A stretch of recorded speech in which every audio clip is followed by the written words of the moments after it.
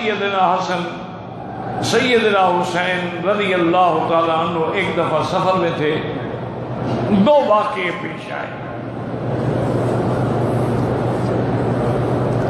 ایک واقعہ تو یہ پیش آیا کہ ابھی سفر میں تھے، راستے میں تھے اور شدید بارش آئی۔ یہ قاعدہ ہے کہ پہاڑی علاقے یا صحراؤں کی بارشیں نہیں ہوتی ہوں تو بڑی شدید ہوتی۔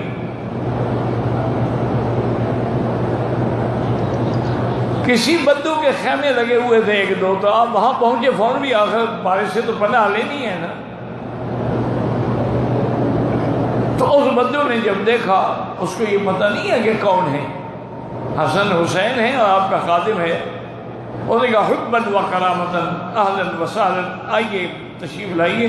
انہیں خیمے میں بٹھایا اور آپ کے اونٹوں کو جا کے اپنے باڑے میں باندھا اور بڑی محبت سے کھانا پیش کیا۔ ایک دمبا تھا، ذبح کیا، دمبا پکایا۔ اللہ کی شان یہ ہے کہ دوسرے دن بھی بارش ہی رکی۔ اب حضرت حسن حسین مجبور ہیں، بارش رکے تو آگے سفر جاری رکھے نا۔ 2 دن کے بعد بارش رکی تو حضرت نے خادم سے پوچھا کہ بھائی کتنے پیسے ساتھ ہیں؟ انہوں نے کہا جی کہ 20,000 درہم۔ فرمایا 10,000 درہم اس کو دے دو، اور ساتھ معذرت بھی کی کہ دیکھو بات سنو، ہم سفر میں ہیں، تمہاری صحیح خدمت بھی کر سکتے، لیکن اگر کبھی مدینہ منورہ میں آنا ہو تو پھر پوچھ لینا، کسی سے بھی پوچھنا حسن حسین کے بارے میں، وہ بتا دیں۔ جب آگے چلے تو خادم نے حضرت کیا، انہوں نے کہا حضرت پھر آگے سفر میں جانے کی کیا ضرورت ہے؟ ایک آدمی نے 2 بکریاں کھلائیں، 2 دمبے ذبح کی، آپ نے 10,000 دے دیے، تو آگے کسی اور کو بھی 10,000 دیں گے، ہمارے پاس ہو گئی، واپس بھی تو آنا پڑے گا۔ بہتر نہیں ہے کہ ہم واپس ہی چلے جائیں؟ اب دیکھیں کہ حضرت کیا بات کی۔ فرمایا ہم سے زیادہ وہ بدو سخی ہے۔ میں کہا کیسے حضرت؟ 2 دمبے کھلائے، 200 ریال کے ہوں گے، آپ نے تو 10,000 دیا۔ انہوں نے فرمایا اللہ کے بندے، اس کی کل جائیداد ہی 2 دمبے تھے، تیسرا تو اس کے بعد تھا کچھ نہیں۔ وہ اس نے ذبح کر کے ہمیں کھلا دی تو گویا اس نے پوری جائیداد کھلا دی، ہم نے تو پھر بھی آدھے پیسے دیے ہیں۔ تو سخی تو وہ ہے۔ اور اسی طرح آپ سفر میں ایک مقام پہ پہنچے، وہاں دیکھا کہ ایک بزرگ ہے، بوڑھے آدمی ہیں، 70-80 سال کی عمر ہے، وضو کر رہے ہیں لیکن وضو کرنا آتا نہیں۔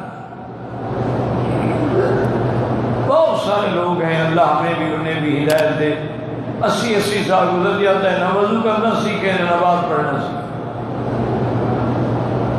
بس ایک دوسرے کو دیکھ کے گزارا کرتے رہے۔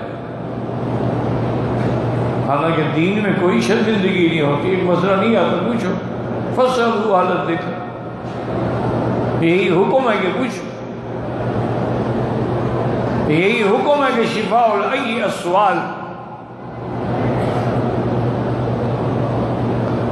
تو اب دونوں بھائیوں نے دیکھا کہ بزرگ ہیں، بوڑھے ہیں، لیکن وضو غلط کر رہے ہیں، تو جب وضو غلط ہوگا تو نماز کیسے ہوگی؟ یہ کوئی معمولی بات نہیں، وضو جو ہے وہ مفتاح الصلاۃ ہے، نماز کی چابی ہے۔ اگر وضو ہی غلط ہے یا غسل جنابت ہی غلط ہے تو اس کے بعد جو نمازیں پڑھی جائیں گی وہ کیسے ہوں گی؟ یا جیسے ہمارے کتنے حاجی حج پہ آتے ہیں، ماشاءاللہ اتنے لاکھوں خرچ کر دیتے ہیں، لیکن احرام جو ہے وہ ناف کے نیچے ہوتا ہے، خاص طور پہ جن کا پیٹ بڑا ہو تو لازماً نیچے ہوتا ہے۔ حالانکہ ناف سے لے کر گھٹنے تک مرد کا یہ عورہ ہے، اگر ایک انگلی کے برابر بھی جگہ ظاہر ہو تو اس کی نہ نماز ہوگی نہ عبادت ہوگی۔ یہ تو پورا ہمیں 4 انگل کے برابر ظاہر ہوتا ہے۔ اوپر ناف نظر آ رہی. اس حالت میں نہ تو اس کا طواف، جب طواف نہیں ہوگا تو صفا کیسے ہوگی؟ جب طواف نہیں ہوگا تو عمرہ کیسے ہوگا؟ جب طواف زیارت نہیں ہوگا تو تحلل کامل کیسے ہے اور حج کیسے ہوگا؟ ایک معمولی غلطی ہے لیکن ادھر دھیان نہیں کسی کو نہیں. اور جو ساتھی ساتھ ہوتے ہیں ان کو بھی احساس نہیں ہوتا کہ ہم کہیں حضرت ذرا چادر نیچے باندھ لو یا پیٹ بڑا اوپر باندھیے، اوپر پیٹی باندھ لو، کیونکہ یہ تو لازمی ہے. ہر حال میں ہم نے اس کا سطر جو ہے اس کو چھپانا ہے. تو اسی طرح بہت سارے میرے بھائی وضو کرتے ہیں لیکن انگلیوں میں خلال نہیں کرتے باقاعدہ. حالانکہ بعض اوقات انگلیاں ملی ہوئی ہوتی ہیں، اندر پانی نہیں پہنچے گا، وضو نہیں ہوگا. کتنے ہمارے بھائی بہنیں بیٹیاں غسل جنابت کرتی ہیں لیکن ناف میں پانی نہیں پہنچاتی. مرد بھی ناف میں انگلی نہیں پھیریں گے.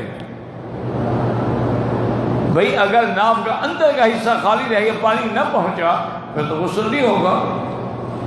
تحت کل شعرۃ جنابۃ، بال کے نیچے جنابت ہے. جب ایک بال کے نیچے جنابت ہے وہ تو ایک خاصی بڑی جگہ ہے، لیکن اس کا کوئی احساس نہیں ہوتا. اور جاہلانہ رسمیں جو ہیں وہ ان کو بڑی یاد ہوتی ہیں کہ جنابت کا غسل کرانا، بسم اللہ الرحمن الرحیم، لا الہ الا اللہ کلمہ پڑھے. کافر ہو گیا تھا تو کیا مسلمان ہو رہا ہے غسل خانے میں، اور وہ بھی ننگے کھڑے ہو گئے. کپڑوں کے ساتھ تو کلمہ اس کو نصیب نہیں ہوا نا، اب ننگے کھڑے ہو کے پڑھ رہا. تو جی میں نے غسل جنابت کو، اللہ کے بندے کلمے کا اس سے کیا تعلق ہے؟ ہر چیز کا ایک مقام ہے. اب قرآن کا تعلق قیام سے ہے، کوئی رکوع میں پڑھے ناجائز ہے، سجدے میں پڑھے ناجائز ہے.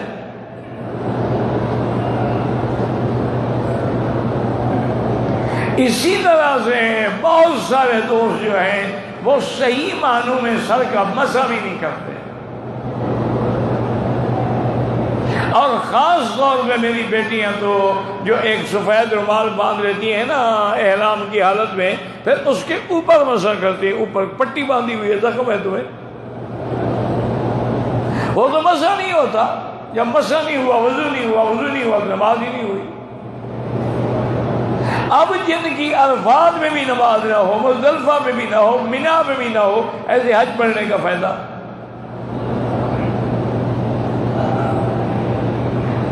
ایک اللہ کے ولی حج کے لیے سفر میں تھے. پرانے زمانے میں تو قافلے ہوتے تھے، 1000 2000 بندے کا قافلہ ہوتا تھا، 100 200 اونٹ چلتے تھے. صحرا کا سفر تھا، قزاق لوٹ لیتے تھے، ڈاکو لوٹ لیتے تھے. وہ حضرت وضو کرنے گئے نا تو نماز اتنی دیر ہو گئی کہ تکبیر اولا یعنی اللہ اکبر جب اس میں وہ شریک نہ ہو سکے. رکعت اولا میں آ گئے. ابھی امام فاتحہ پڑھے وہ آ گئے، لیکن تکبیر اولا جو تھی، تکبیر تحریمہ، اس میں شریک نہیں ہو سکے. نماز کے بعد رونے لگے. ساتھیوں سے کہا بھی میں تو واپس جاتا ہوں. کیا بات ہے؟ کہا اللہ کے بندے آج میری سفر کی تھکان کی وجہ سے تکبیر اولا جو ہے وہ قضا ہو گئی، حج پہ جانے کا فائدہ ہے. حج تو ایک نفلی عبادت ہے. وہ تو اللہ نے سال میں ایک دفعہ رکھا ہے ہم پر، اور ایک دفعہ فرض ہے. ہر سال بھی فرض نہیں ہے. اور نماز تو ایک دن میں 5 دفعہ فرض ہے. حج کا حکم جبریل لے کے آیا ہے اور نماز کا حکم تو خود محمد مصطفیٰ لے کے آئے صلی اللہ علیہ وسلم. واپس چلے گا. اب کتنے ہمارے لوگ ہیں تھکے ہوئے آئے تھے جی، سو گئے، وہ پھر نیند نہیں کھلی، آنکھ نہیں کھلی، نمازیں قضا ہو رہی ہیں، ہوٹلوں میں سوئے ہوئے ہیں، پڑے ہوئے ہیں، کوئی فکر نہیں، طواف کی ابتدا کریں کوئی پتہ نہیں ہے کہ ہم نے رکن یمانی سے کی ہے یا حجر اسود سے کی، حجر اسود پہ استلام کر رہے ہیں، پتہ نہیں ہے کہ اشارہ ہم سینہ کر کے کر رہے ہیں یا بغیر سینہ کیے ہوئے کر رہے ہیں۔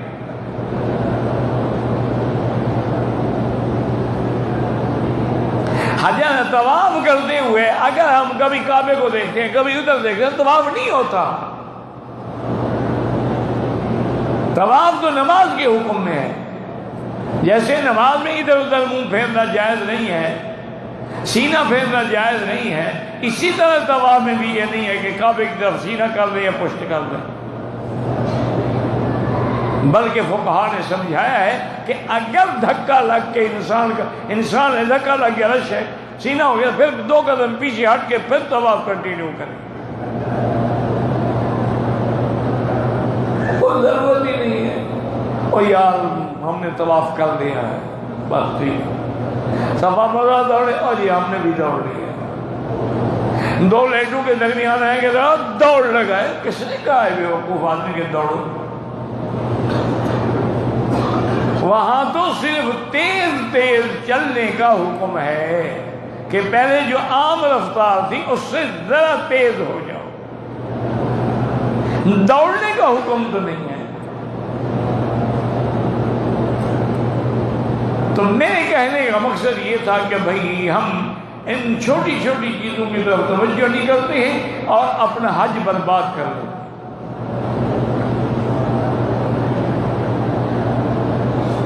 اب دونوں بھائیوں نے مشورہ کیا کہ اگر ہم اس بزرگ سے کہیں کہ حضرت آپ تو وضو صحیح نہیں کر رہے تھے، انہیں تکلیف ہوگی، شرمندگی ہوگی کہ بچے ہو کے مجھے کہہ رہے ہیں،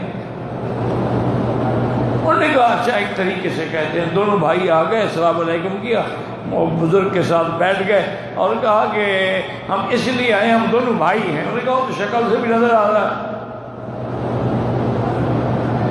انہوں نے کہا ہمارا آپس میں اختلاف اس بات پہ ہے کہ میرا بھائی حسن کہتی ہیں کہ میں وضو سنت کے مطابق صحیح کرتا ہوں، اور حسین کہتی ہیں کہ وضو سنت کے مطابق میں صحیح کرتا ہوں۔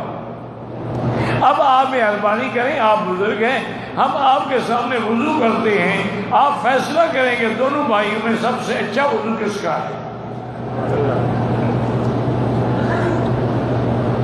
اس طرح دین سکھلایا جاتا ہے۔ سیدنا حسن نے وضو کیا، سیدنا حسین نے کیا، اور بوڑھا رونے لگ گیا، اور نے کہا جوانو تم دونوں کا وضو ٹھیک ہے، میرا ہی غلط ہے۔ اب اس بندے کو آپ اس انداز میں تعلیم دیں گے وہ کبھی بھولے گا؟